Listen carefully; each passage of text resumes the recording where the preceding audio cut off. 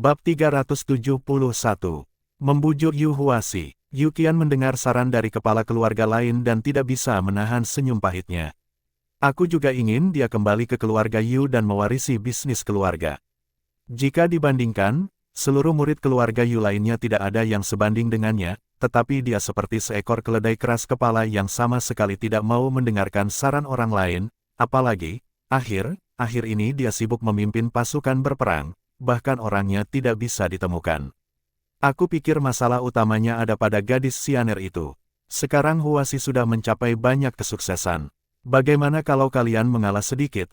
Akui saja status Xianer. Selain itu, dari apa yang dilakukan oleh Huasi kali ini, terlihat jelas bahwa hatinya masih setia kepada keluarga besar kita. Saran Chen Deyong, meskipun keluarga besar mereka menguasai banyak sumber daya di dinasti Xia, ini adalah pertama kalinya murid keluarga mereka diangkat oleh istana dalam jumlah besar. Jika hal ini terus berlanjut, seluruh pemerintahan akan diisi oleh orang dari keluarga besar mereka. Dengan banyaknya anak keluarga yang menjabat sebagai pejabat, betapa mulianya keluarga mereka nanti, 5 keluarga besar akan segera mencapai puncak kekuasaan, menjadi pengendali seluruh negara, bahkan lebih besar daripada kekuasaan yang pernah dipegang oleh Perdana Menteri sebelumnya. Jika mereka harus kehilangan orang yang begitu berbakat hanya karena seorang wanita, itu akan benar-benar merugikan. Setelah mendengar saran tersebut, Yu Qian terdiam, meskipun dia sangat menentang Huasi menikahi Xianer, namun Huasi sudah diusir dari keluarga, dan secara terbuka membawa Xianer sebagai istri sah. Karena hal itu sudah menjadi kenyataan,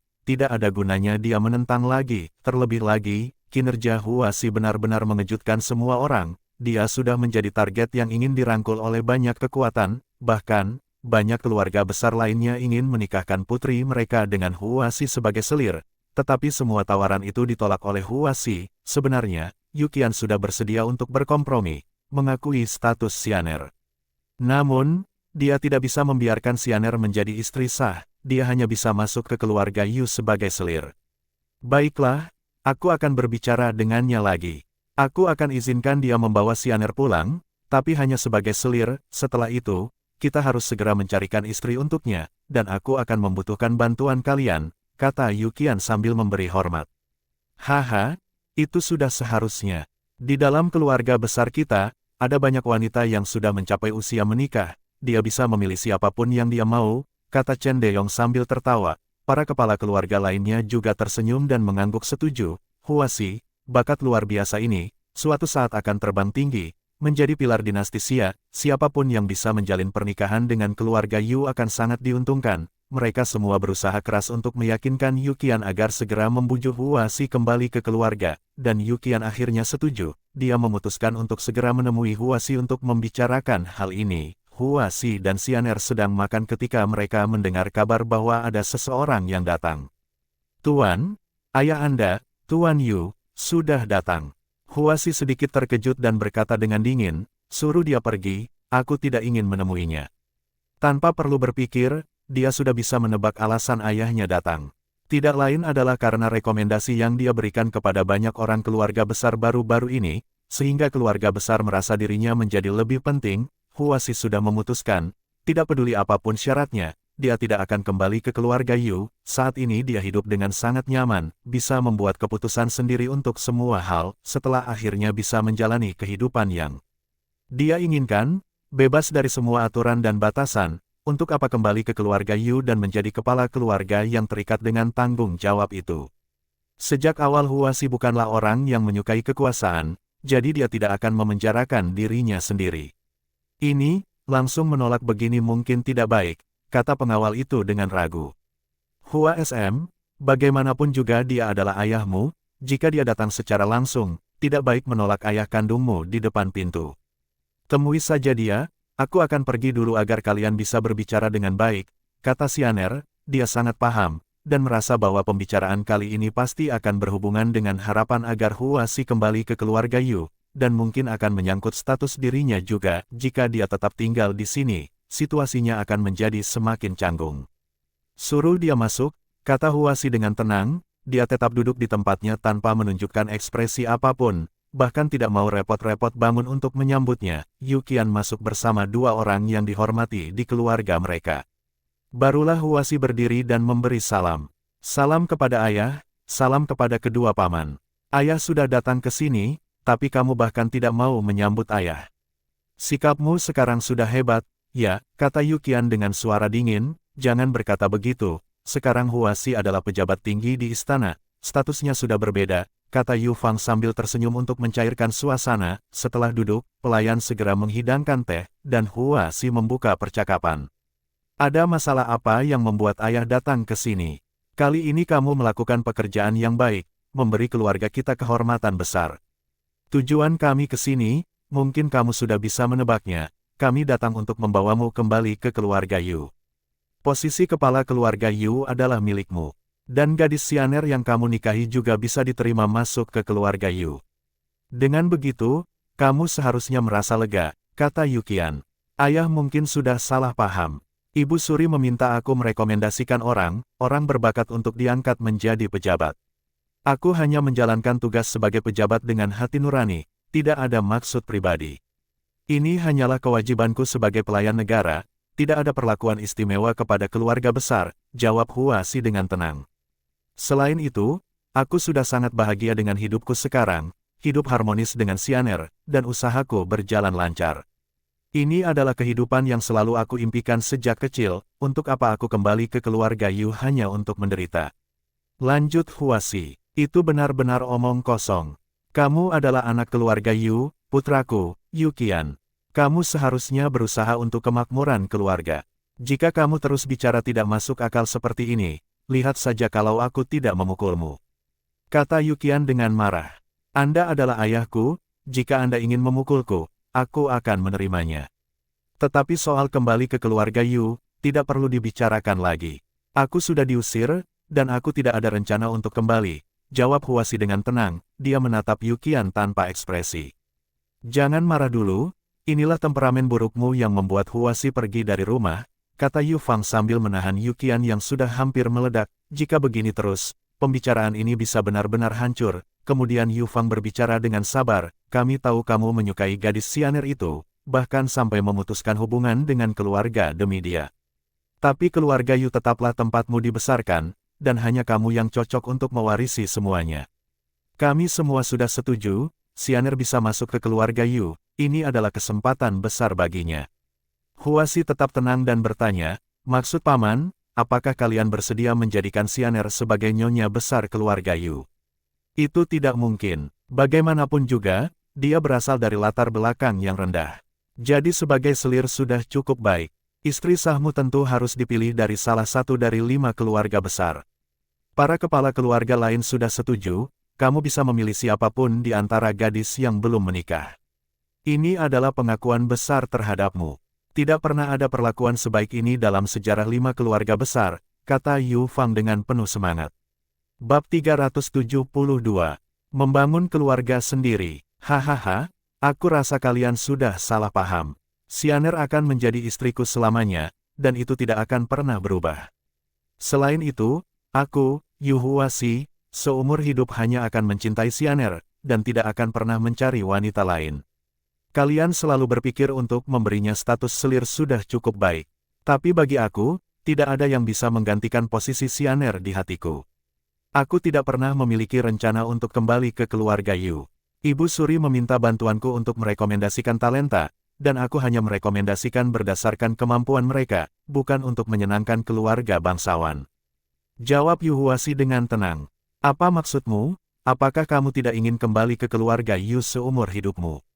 Wajah Yukian menjadi dingin. Tak disangka Yu Huasi begitu tegas. Sebagai kepala keluarga, ia sudah merendahkan diri untuk mengundangnya kembali. Namun Yu Huasi tidak memberinya sedikit pun penghormatan, yang membuat wajah tua Yukian memerah karena malu. Huasi, kamu tidak boleh membuat ayah marah. Bagaimana bisa kamu bicara seperti itu? Kamu adalah bagian dari keluarga Yu, dan itu tidak bisa diubah oleh siapapun.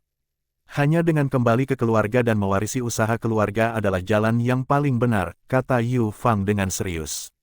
Aku sudah meninggalkan keluarga Yu dan bukan bagian dari keluarga Yu lagi. Kedua paman, kalian tidak perlu membujuk aku lagi. Sekarang aku sudah hidup dengan sangat baik, kebebasan adalah gaya hidup yang aku kejar di sepanjang hidupku. Tidak peduli apapun yang terjadi, aku tidak akan mengubahnya.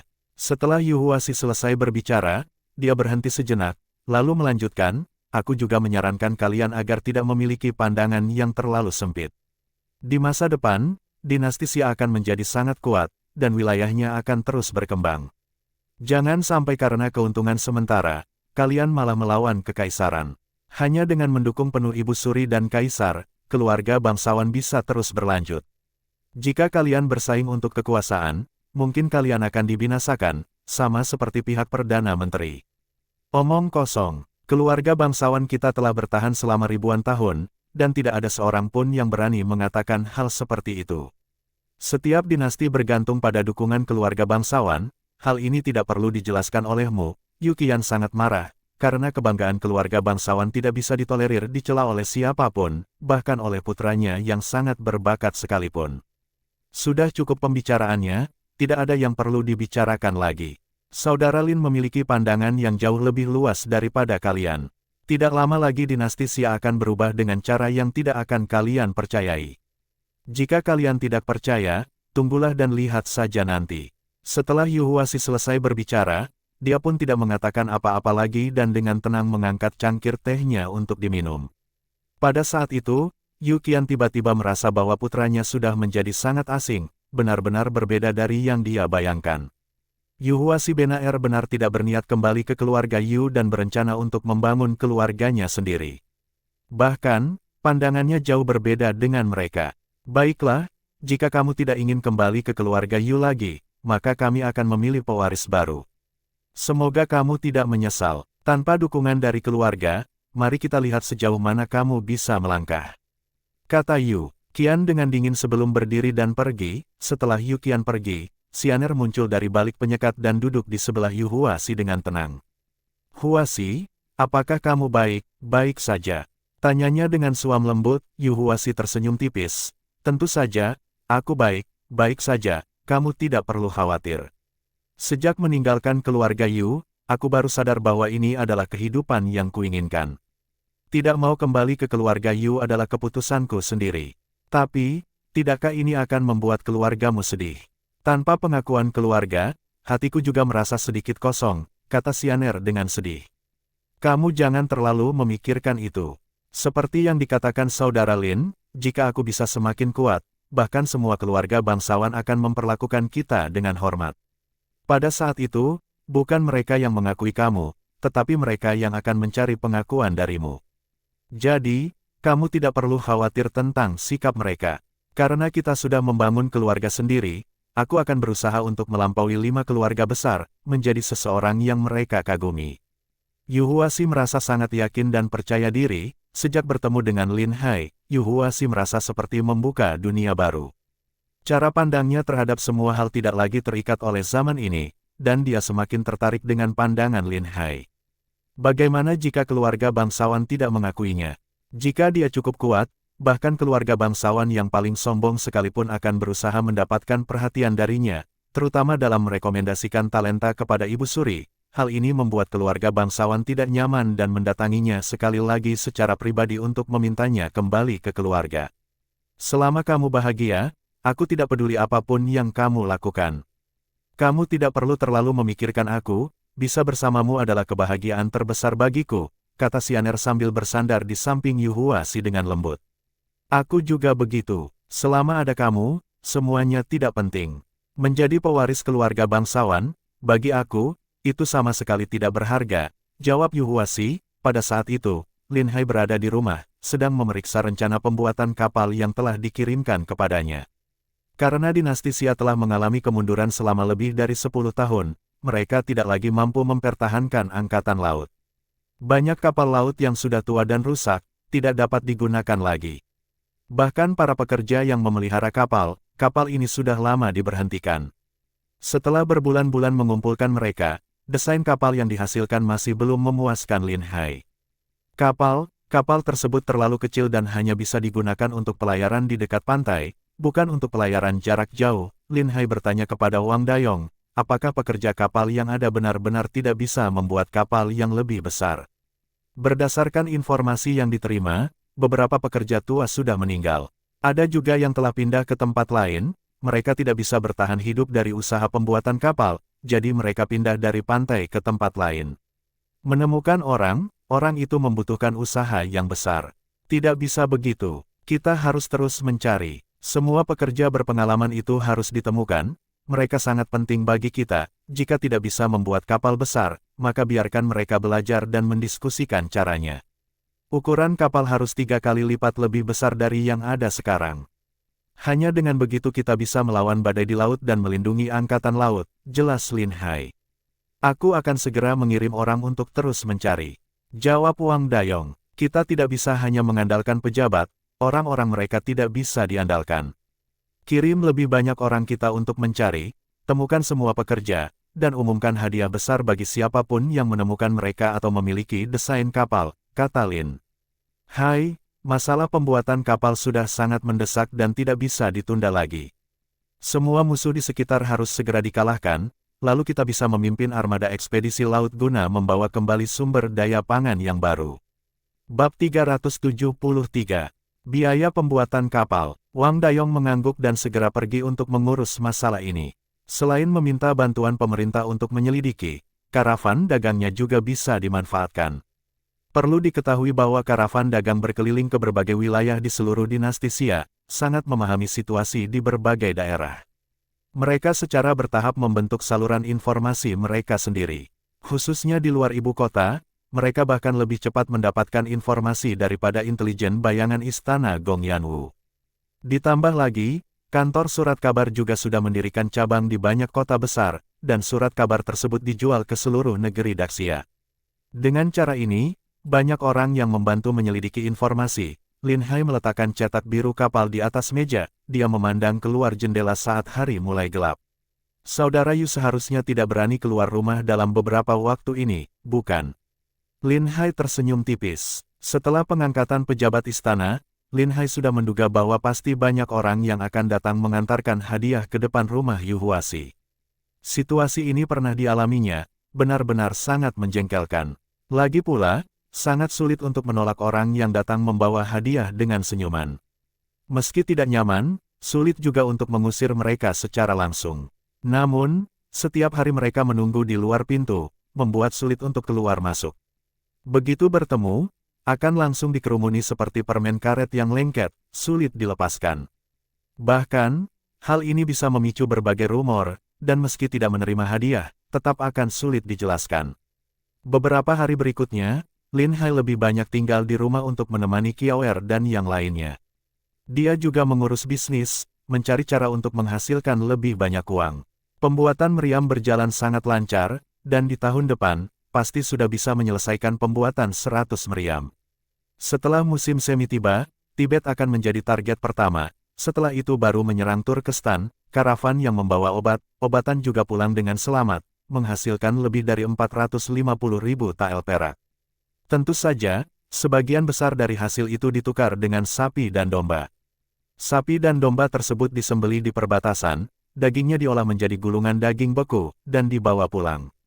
Kulit domba dikeringkan dan dijadikan jubah kulit domba yang sangat populer di wilayah utara dinasti Xia. Sebagian di antaranya disediakan untuk pasukan di perbatasan, agar mereka tidak kedinginan. Mereka bahkan mengirimkan daging babi olahan sehingga pasukan bisa makan pangsit panas selama musim dingin. Para prajurit di perbatasan sangat berterima kasih kepada Lin Hai. Sejak kedatangannya, kondisi kehidupan mereka membaik secara drastis. Tidak hanya gaji militer yang dibayarkan tepat waktu, tetapi makanan dan pakaian mereka juga menjadi jauh lebih baik dari sebelumnya. Sekarang, hampir setiap hari para prajurit bisa makan daging, dan jika memungkinkan, mereka bahkan bisa menikmati 2 gelas arak. Kondisi seperti ini tidak pernah terbayangkan sebelumnya, yang lebih penting adalah dinasti Xia sudah semakin kuat, dari yang awalnya hanya bisa bertahan melawan serangan musuh, kini sudah bisa mengambil inisiatif untuk menyerang negara musuh, dengan batch demi batch daging domba yang diangkut kembali, Lin Hai akhirnya bisa bernapas lega. Bisnis restoran hotpotnya sangat laris hingga persediaan domba dari Turkestan tidak cukup untuk memenuhi permintaan, bahkan, mereka sudah membeli semua domba yang dibesarkan oleh warga di sekitar ibu kota. Namun, daging domba dinasti Xia memang sedikit kurang baik kualitasnya dibandingkan dengan domba dari Turkestan. Lin Hai tidak menyembunyikan hal ini dari para pelanggannya, dia menurunkan harga daging dan membiarkan pelanggan memilih dengan bebas. Harga daging domba naik drastis, menyebabkan banyak peternak domba bermunculan di sekitar ibu kota. Domba yang dipelihara kemudian dijual langsung ke restoran. Setelah karavan kembali, mereka menghitung laba dan pajak dari penjualan. Bahkan Gong Yanwu pun terkejut. Kentungan dari penjualan obatan sungguh luar biasa. Gong Yanwu menuangkan teh dan meletakkannya di depan Lin Hai. Kamu benar jenius dalam berbisnis. Ini baru pertama kali, tapi sudah bisa menghasilkan begitu banyak uang. Berapa ratus ribu tael perak yang akan kamu hasilkan dalam setahun? Sepertinya pendapatanmu hampir setara dengan pajak tahunan dinasti Xia, kata Gong Yanwu. Lin Hai tersenyum sambil menyeruput teh dan berkata, seperti kata pepatah, tanpa perdagangan, tidak ada kekayaan. Keuntungan dari perdagangan memang selalu tinggi, apalagi obat-obatan ini sangat dibutuhkan oleh Turkestan, meskipun harganya mahal, mereka tetap akan berebut untuk membelinya. Tentu saja, tidak semua obat bisa dijual dengan harga tinggi. Kita harus merencanakan produksi berdasarkan populasi Turkestan, jika terlalu banyak yang dikirim, harganya justru akan turun. Hanya barang yang langka bisa dijual dengan harga tinggi. Baiklah, urusan perdagangan sepenuhnya kuserahkan padamu, kata Gong Yanwu dengan lembut. Kali ini kita menjalankan bisnis dengan sangat baik. Karavan yang kembali juga membawa kabar baik. Mereka bertemu dengan karavan dagang dari negara kecil seperti Jin dan Hitan di Turkestan. Karavan itu juga berdagang dengan Turkestan. Setelah melihat barang dari dinasti Xia, mereka sangat tertarik dan ingin berdagang dengan kita. Semua urusan dagang terserah padamu, jika menurutmu kita bisa berdagang dengan mereka, silakan saja. Semua ini aku percayakan padamu, kata Gong Yanwu. Dalam hal bisnis di dinasti Xia, jika Lin Hai mengaku sebagai yang kedua, maka tidak akan ada yang berani mengaku sebagai yang pertama. Aku pikir kita harus mengambil kesempatan ini untuk menghasilkan lebih banyak uang. Meskipun kondisi dinasti Xia sudah jauh lebih baik dibandingkan sebelumnya, tapi masih banyak tempat yang membutuhkan dana. Membuat meriam hanya memerlukan puluhan ribu tael perak, tetapi membuat kapal laut membutuhkan lebih banyak uang. Berdasarkan ukuran kapal yang aku rancang, satu kapal bisa menelan biaya antara 40.000 hingga 60.000 tael perak. Jelas Lin Hai. Gong Yanwu terkejut mendengar angka itu. Benarkah? Jenis kapal laut apa yang begitu mahal? Kapalnya harus besar, kapal perang harus bisa menampung 1.000 orang. Jika ukurannya terlalu kecil, kapal akan mudah terbalik saat menghadapi badai besar di lautan. Itu sebabnya anggaran meningkat tajam, dan memang membutuhkan uang sebanyak itu, jelas Lin Hai. Apakah itu benar-benar bisa berhasil? Pajak tahunan dinasti Xia hanya sekitar 3 juta tael perak. Itu berarti kita hanya bisa membangun 6 kapal laut.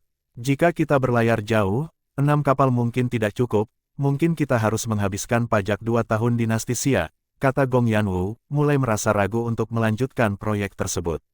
Menurutnya, dengan menguasai negara kecil di sekitar sudah cukup untuk membuat dinasti Xia makmur. Investasi awal memang besar. Aku berencana membangun armada kuat dengan setidaknya 20 kapal. Itu berarti membutuhkan sekitar 1 juta tael perak, kata Lin Hai dengan serius. Bisakah kapalnya dibuat lebih kecil, dan kita kalahkan Goryeo dulu? Tanya Gong Yanwu. Kapal yang lebih kecil memang diperlukan, tapi kapal besar untuk pelayaran jauh juga perlu, jangan terlalu khawatir soal pengeluaran, mungkin hanya butuh 1 kali pelayaran jauh untuk balik modal, dan menghasilkan keuntungan besar juga, kata Lin Hai sambil tersenyum. Perlu diketahui, selain menemukan tanaman pangan dengan hasil tinggi, banyak wilayah yang masih primitif, dan sangat menghargai emas serta permata. Hanya dengan biaya kecil, kekayaan besar bisa diraih.